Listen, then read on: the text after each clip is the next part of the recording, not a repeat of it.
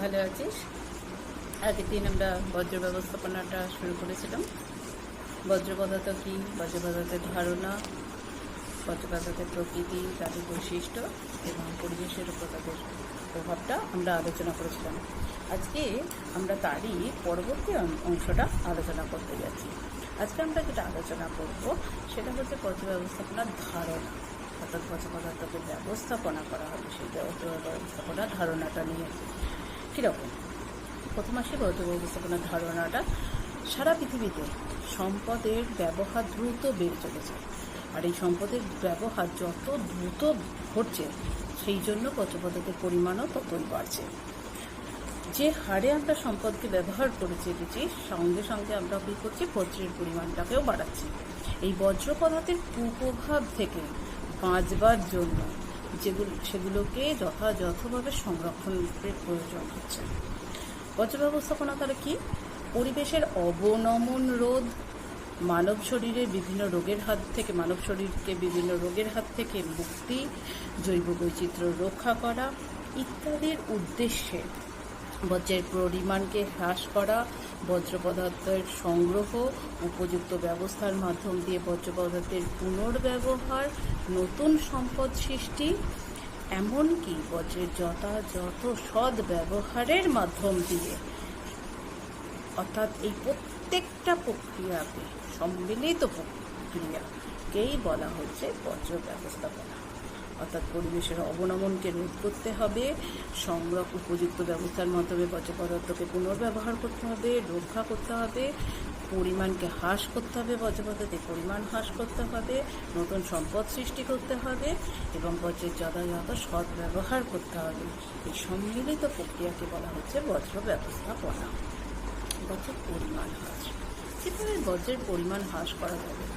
যে হারে আমরা সম্পদ ব্যবহার করে চলেছি তার সঙ্গে সঙ্গে কী হচ্ছে, সম্পদের যত আমরা ব্যবহার করছি বজ্রের পরিমাণ বেড়ে চলেছে। তাহলে এই বজ্রের পদার্থের তার কুপ্রভাব থেকে পরিবেশকে বাঁচাতে গেলে কী করতে হবে? তার পরিমাণকে হ্রাস করতে হবে। সেটা কীভাবে করতে হবে? সঠিকভাবে প্রাকৃতিক সম্পদের সংরক্ষণ করা গেলে বজ্রের পরিমাণ হ্রাস পরিমাণ কমানো যেতে পারে। শিল্প কারখানার প্রযুক্তি উন্নতি ঘটালে, যেমন তোমার উন্নতি ঘটালে এমন ধরনের শিল্প কারখানাগুলোতে প্রযুক্তি লাগাতে হবে বা ঘটাতে হবে যাতে কম ধরনের বজ্র পদার্থ সেখান থেকে নির্গত হয়, অর্থাৎ শিল্পে উৎপাদিত যে বজ্র পদার্থ তার পরিমাণটা যাতে কম হয়। ব্যবহার এবং পরিত্যাগ, ইউজ এবং থ্রো, অর্থাৎ যে সমস্ত দ্রব্যগুলির পরিবর্তে এমন সমস্ত দ্রব্য, অর্থাৎ ইউজ অ্যান্ড থ্রো। আমরা সাধারণত আমরা পেন ব্যবহার করি, ইউজ অ্যান্ড থ্রো পেনটা কী করি, আমরা লেখার পর কী হয়, পেনটা ফেলে দিই। তাহলে কী হলো, আমরা আজকে একটা পেন কিনলাম, পেনটা কিনে লিখে সেটাকে ফেলে দিলাম। এটা কী হলো, বজ্রটা কোথায় পেলাম, আমরা পরিবেশের মধ্যে কোনো একটা জায়গায় নিক্ষিপ্ত করে দিলাম।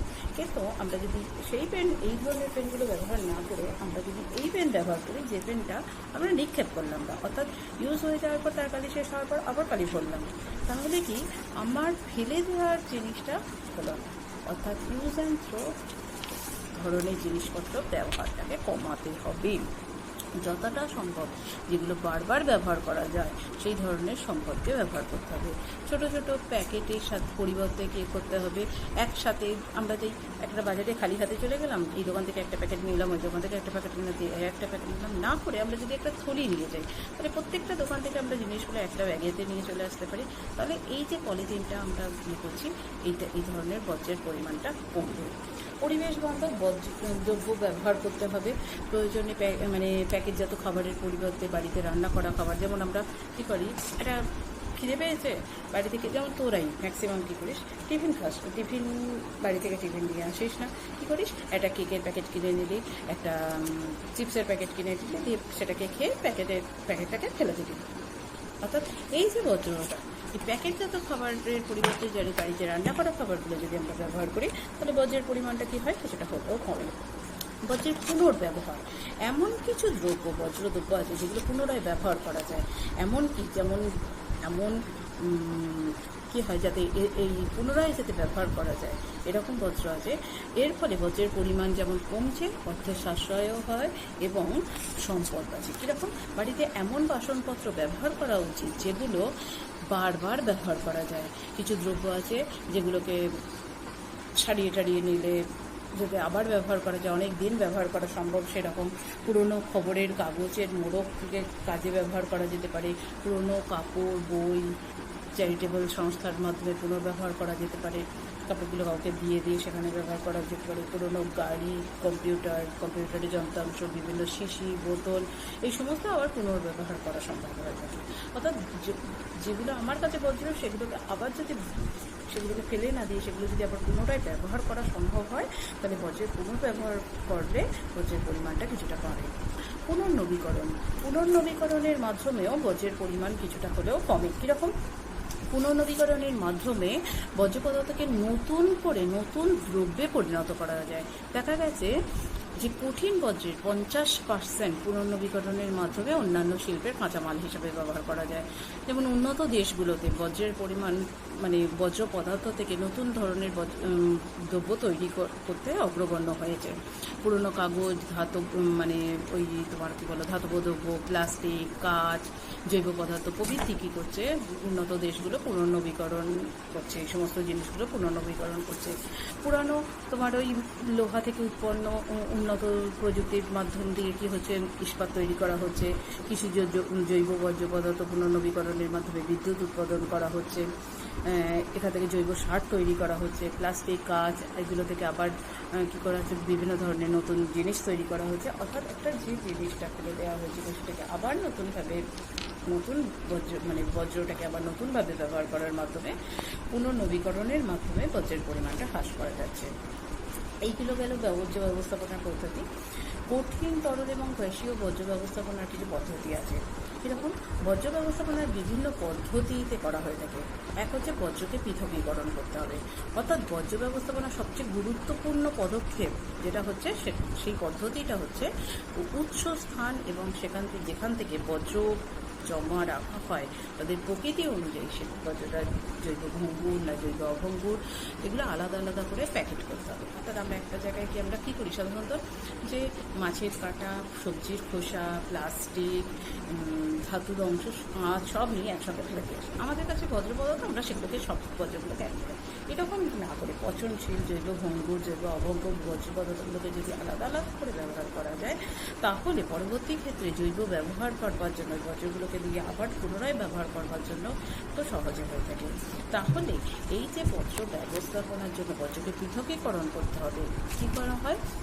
তাহলে প্রথম স্টেপ কী করতে হবে? বর্জ্য ব্যবস্থাপনার সবচেয়ে প্রথম পদক্ষেপ, গুরুত্বপূর্ণ পদক্ষেপ বা পদ্ধতি হচ্ছে যে উৎসস্থান থেকে বর্জ্য জমা রাখা হয় যেখানে, তাদের প্রকৃতি অনুযায়ী জৈব ভঙ্গুর আলাদা আলাদা করে পৃথক প্যাকেটে রাখা। এতে পরবর্তী পদক্ষেপ যেটা জৈব ব্যবহারের সুবিধা হয়। অনেক দেশেই কী করা হয়ে থাকে, যে গৃহস্থলীর বর্জ্য, জৈব ভঙ্গুর, যেগুলো যেমন শাকসবজি, রান্নার অবশিষ্টাংশ, এগুলোকে আর জৈব অভোগ্যের যেমন কাঁচ, প্লাস্টিক, এগুলো সব আলাদা আলাদা করে কী হয়, সেগুলো আলাদা আলাদা করে বাইরে জমা করা হয়ে থাকে। অর্থাৎ ম্যাক্সিমাম এখনও বড় বড় শহরগুলোতে যে পৌরসভার গাড়ি নিয়ে আসে, দুটো প্যাকেট আমাদেরকে আলাদা করতে হয়, বা দুটো জিনিস, একটাতে পচনশীল জিনিসগুলো যেগুলো প্রচণ্ড নোংরা হয়, আর একটাতে যেগুলো অপচনশীল প্লাস্টিক, যেমন শ্যাম্পু, ফোটো, তারপরে দুধের প্যাকেট, বিভিন্ন ধরনের প্যাকেট, তারপরে কোনো কিছু ঠোঙা, এই সমস্ত জিনিসগুলোকে আলাদাভাবে, আর সবজির খোসা, ফলের অংশ, এই সমস্ত যেগুলো পচনশীল মাছের সেগুলো আলাদা আলাদাভাবে দুটো আলাদা আলাদা প্যাকেটে করে রাখা হয়, যাতে পরবর্তী ক্ষেত্রে সেটা সুবিধা হয়ে থাকে। এর পরবর্তী স্টেপটা হচ্ছে ভরাটকরণ। শহরাঞ্চলে যে বর্জ্যগুলো যেটা শহরের বাইরে জমা রাখা হয়ে থাকে, এই পদ্ধতিতে কতগুলো সতর্কতা নেওয়া হয়ে থাকে। যেমন মানব শরীরে বিভিন্ন রোগের প্রাদুর্ভাব ঘটে। কী হয়, ওই যে শহর অঞ্চলে যে নোংরা আবর্জনাগুলো কী করা হয়, শহরের বাইরে জমা রাখা হয়। কী হয়, এতে কম খরচে তো বটেই, শহরাঞ্চলে একটা বিশাল পরিমাণে পরিবেশ দূষণ হয়। যে অঞ্চলে ক্রমাগত আবর্জনা জমা হতে বিশাল স্তূপাকার হয়ে থাকে এবং সেখান থেকে পরিবেশ দূষিত হতে থাকে। এর ফলে কী হয়, মানব শরীরে বিভিন্ন ধরনের, ওই অঞ্চলে যে সমস্ত মানুষজন আছে তাদের শরীরের মধ্যে কী হয়, বিভিন্ন রোগের প্রাদুর্ভাব দেখতে পাওয়া যায়। এই পদ্ধতিগুলোতে কিছু সতর্কতা নিতে হবে, যেমন জায়গাটা একটা বড়সড় জায়গা হয়, জনবসতির কাছাকাছি না হয়ে থাকে, ময়লা জল যেন চুইয়ে মাটির তলার জলের সঙ্গে যাতে মিশে না যায়, সহজেই ময়লার গাড়ি যেন সেই অঞ্চলে গিয়ে ইয়ে করতে পারে, ময়লায় যাতে গন্ধ ছড়িয়ে না পড়ে বা সমুদ্রের ধারে কাছে যেন বজ্র ফেলা না হয়, সেগুলো দেখতে হবে, যাতে সামুদ্রিক বৈচিত্র্য ধ্বংস হতে পারে। এই সমস্ত সতর্কতা নেওয়া উচিত। চারদিকটা বাঁধিয়ে রেখে, অর্থাৎ যে অঞ্চলে বা যে সেদিকটা চারদিক থেকে বাঁধিয়ে রেখে এই আবর্জনাগুলো চারদিকে ছড়িয়ে না পড়ে সেই ব্যবস্থা দেখতে হবে। 3 নম্বর পদ্ধতি কি? কম্পোস্টিং। এই পদ্ধতিতে জৈব ভঙ্গুর বর্জ্য পদার্থগুলোকে জীবাণু দ্বারা বিয়োজিত হয়ে হিউমাসে পরিণত করা হচ্ছে। কিভাবে করা হচ্ছে? কিভাবে তাহলে করা হচ্ছে কম্পোজিং? এই পদ্ধতিতে কি হচ্ছে, জৈব ভঙ্গুর পদার্থগুলো জীবাণুর দ্বারা কি করা হচ্ছে, বিয়োজিত হয়ে হিউমাসে পরিণত হচ্ছে। গৃহস্থলী এবং কৃষি জমির জৈব ভঙ্গুর বজ্রগুলো এই পদ্ধতিতে পরিবর্তিত হয়। এটা দুটো পদ্ধতিতে ঘটে থাকে, যেখানে বায়ুর উপস্থিতিতে তোর জীবাণু জৈব পদার্থ বিশ্লেষণ ঘটায়, যেমন সবাদ কম্পোস্টিং বলা হয়ে থাকে, এবং বায়ুর অনুপস্থিতিতে জীবাণু জৈব পদার্থের বিশ্লেষণ ঘটালে তাকে অবাধ কম্পোস্টিং বলা হয়ে থাকে। এই একটা পদ্ধতি। পরের পদ্ধতি হচ্ছে নিকাশি বা নিষ্কাশন ব্যবস্থা। শহর অঞ্চলে গৃহস্থলী, কলকারখানা, রাস্তাঘাটে জল ভীষণভাবে দূষিত থাকে, নোংরা আবর্জনা জল। দেখা গেছে যে শহরাঞ্চলের মানুষের প্রতিদিন প্রায় 225 থেকে প্রায় 250 লিটার মতো নোংরা জল সৃষ্টি করে প্রত্যেকটা মানুষ। একটা ইস্পাত তৈরি করতে যেমন 10,000 থেকে 15,000 লিটার দূষিত জল নিষ্কাশিত হয়ে থাকে, তাহলে এইরকমভাবে জল শোধন করা একান্ত প্রয়োজন। এই যে নোংরা জলগুলো যদি সরাসরি গিয়ে পরিবেশে মিশে যাচ্ছে, কোনো সমুদ্রাঞ্চলে বা নদীতে মিশছে, দূষণ ঘটাচ্ছে, এই নোংরা জলটা যাতে পরিশোধন করে দেওয়া যায় তার ব্যবস্থা করতে হবে।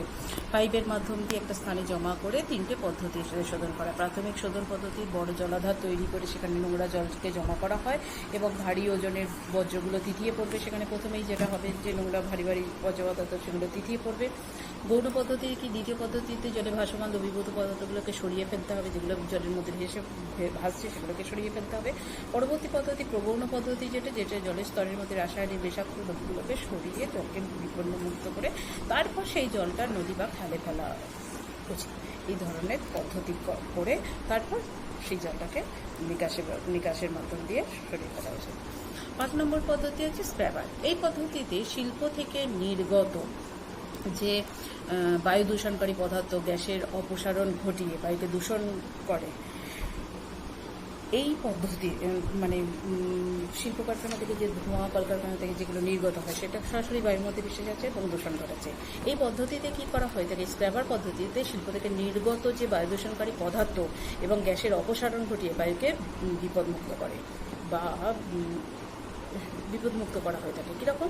এটা দুটো প্রকারের হয়ে থাকে, শুষ্ক স্ক্র্যাবার, ড্রাই স্ক্র্যাবার। যেটা ব্যবহার করা হয় ধোঁয়া থেকে, যে ধোঁয়া সেখান থেকে অম্ল দূরীভূত করে দিয়ে সেটা সরাসরি কি বায়ুতে যাতে মিশতে না পারে সেটার জন্য সেই দিকে দেখা হয়ে থাকে।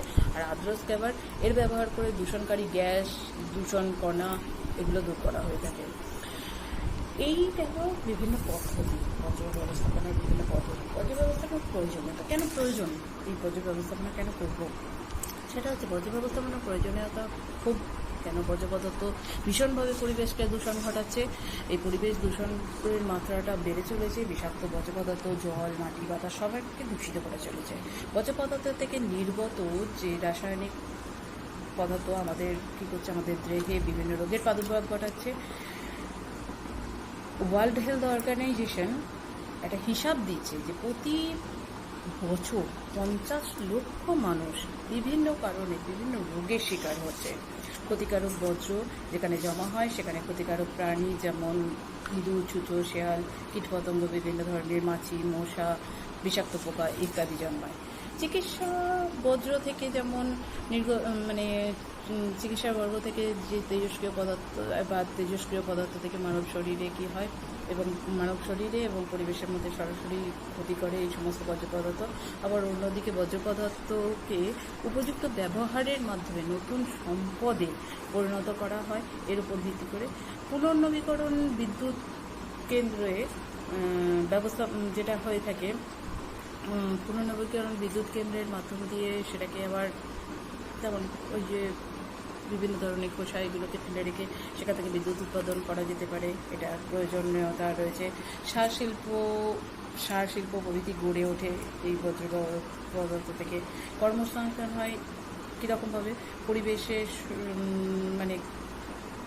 পরিবেশকে শোধন, বিষাক্ত পদার্থ থেকে মুক্তি করা, এই সমস্ত কাজগুলো হচ্ছে কর্মসংস্থান। এটা বাড়ে। তিন দিক থেকে বর্জ্য পদার্থকে ব্যবস্থাপনা অত্যন্ত প্রয়োজন হয়ে পড়ে। এইগুলো গেল বর্জ্য পদার্থ ব্যবস্থাপনা। এবার দেখো, ব্যবস্থাপনার ক্ষেত্রে একটা জিনিস আমরা লক্ষ্য করছি, যেমন প্রথম আমরা পেলাম যেটা যে ওয়ার্ল্ড হেলথ অর্গানাইজেশন বলছে বিভিন্ন কারণে মানুষ এই সমস্ত বর্জ্য পদার্থের মাধ্যমে যে তার শরীরে রোগের প্রাদুর্ভাব করছে। সেই রোগের প্রাদুর্ভাব করতে গেলে বর্জ্য পদার্থ ভীষণভাবে পরিবেশ দূষণ করছে, 1 নম্বর কারণ। বর্জ্য পদার্থ থেকে নির্গত পদার্থ মানুষের রোগের প্রাদুর্ভাব ঘটাচ্ছে, যেটা ওয়ার্ল্ড হেলথ অর্গানাইজেশন বলছে, 2 নম্বর কারণ। 3 নম্বর কারণ হচ্ছে ক্ষতিকারক বর্জ্য পদার্থ যেখানে জমানো হচ্ছে সেখানে ক্ষতিকারক জীবাণু, যেমন প্রাণী, যেমন ইঁদুর, ছুঁচো, এগুলো হচ্ছে মৌচোখা, মাছি, এগুলোর হচ্ছে যেগুলো রোগ সৃষ্টি করছে। 4 নম্বর কারণ হচ্ছে চিকিৎসার বর্জ্য থেকে নির্গত আর তেজস্ক্রিয় পদার্থ থেকে নির্গত তেজস্ক্রিয় পদার্থ মানব শরীর এবং পরিবেশের ক্ষতি করছে। আবার অন্যদিকে বর্জ্য পদার্থকে উপযুক্ত ব্যবস্থাপনার মাধ্যম দিয়ে নতুন সম্পদে পরিণত করা যায়, এর ওপর ভিত্তি করে পুনর্নবীকরণ বিদ্যুৎ কেন্দ্র গড়ে উঠছে, সার শিল্প প্রভৃতি গড়ে ওঠে। এই ধরনের কাজগুলো, ঘটনাগুলো হচ্ছে। একটা বড় অংশ মানুষের কাজ পাচ্ছে, কর্মসংস্থান হচ্ছে। অতএব পরিবেশকে শোধন, বিষাক্ত পদার্থ থেকে মুক্তি এবং কর্মসংস্থান, এই 3 দিক থেকে বর্জ্য ব্যবস্থাপনা অত্যন্ত প্রয়োজন আমাদের কাছে। তাহলে আমাদের মূল বিষয় রয়েছে বর্জ্য ব্যবস্থাপনা কেন প্রয়োজন রয়েছে, বর্জ্য ব্যবস্থাপনার প্রত্যেকটা যে স্টেপ রয়েছে সেই স্টেপগুলো, এমনকি পরীক্ষাতে এই বর্জ্য ব্যবস্থাপনার যে পদ্ধতিগুলো রয়েছে সেই পদ্ধতিগুলো আলাদা আলাদা করে তোমাদের কাছে টিকা রাখা, যেমন ভরাটকরণ কাকে বলে, ল্যান্ডফিল কাকে বলে, স্ক্র্যাবার কাকে বলে, স্ক্র্যাবারকরণ বলে, বর্জ্য পৃথকীকরণ কী, তারপর আবার রিইউজ, পুনর্নবীকরণযোগ্য, পুনর্ব্যবহার, এগুলো সব আলাদা আলাদা করে টিকা আসা। আজকে এই পর্যন্ত রইল। আমি ফেসবুকের পেজে কিছু কোশ্চেন তোমাদেরকে দিয়ে দেবো, তোমরা সেগুলোকে একটু লক্ষ্য করবে।